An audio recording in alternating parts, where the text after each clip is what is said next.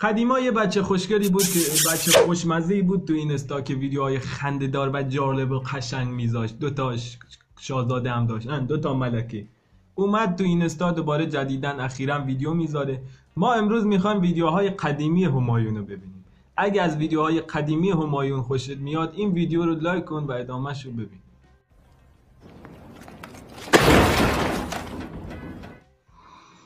با کمال خونسردی بریم سراغ ویدیو. من خیلی وقت این بچه رو ندیدم. اگه ببینمش دوباره به حمام مراجعه میکنم. بچه میخواستم یه چیزی رو اعلام کنم، میدونیم چیه؟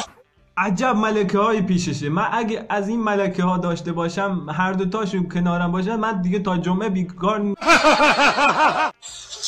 این به بعد خانومیای من و ملکه من ایشون هستن. ملکه و خانومیای قبل سوء تفاهم بودن. کل سنش 1 ساله. نه دیگه، واقعا کل سنش اون موقع ها 13 سالش بوده همایون. 13 بار رل زده. ما 20 سالمونه. هنوز که هنوزه وقتی که میریم دستشویی چیز خودمون رو نگاه نمی کنیم. وقتی که نه دیگه ویدیو رفت به سمت یه چیز. خدا نگهدار. یعنی قبل از این که ختنه کنی چند بار رل بزنی.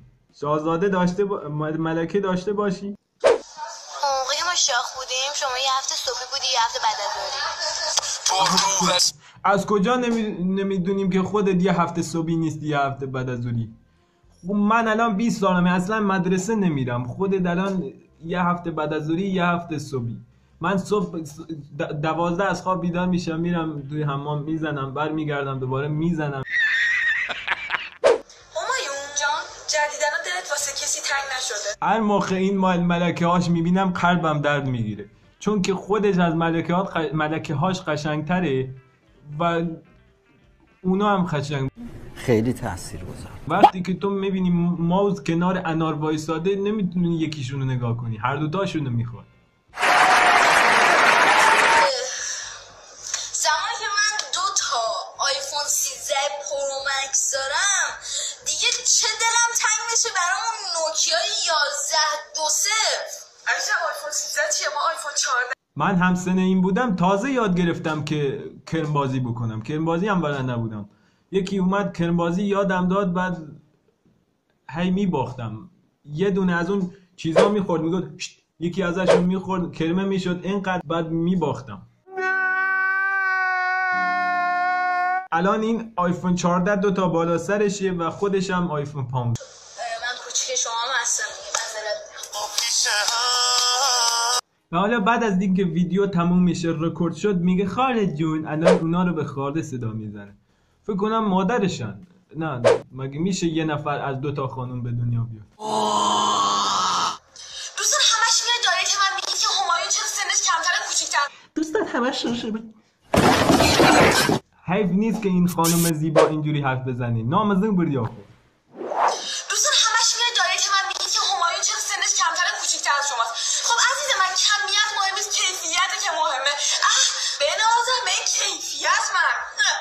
فقط خانومیای من کیفیت من الان کیفیتم 360 اینا 4K 8K. این فرق ما توی اجتماع. فقط کیفیت و قدرت فیس چیه؟ خانومیای من بچه‌ها یه دونه بلوک رایگان به من بدید، چون من کرایه هم ندارم. رایگان منو بندازید توی استاد.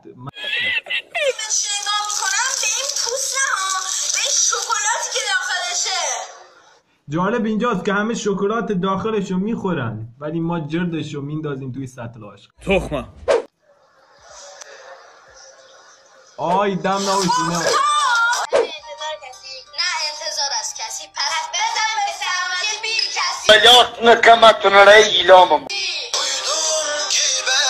سلامتی ماشایر نمیدونم دلستر چیه، واسه سنشون مناسب نیست. اینا الان با این سنشون تحمل بوی عرقو ندارن، چه برسه این که عرق بخورن. اگه از این ویدیو خوشت میاد به من ربطی نداره. خدا نگهدار.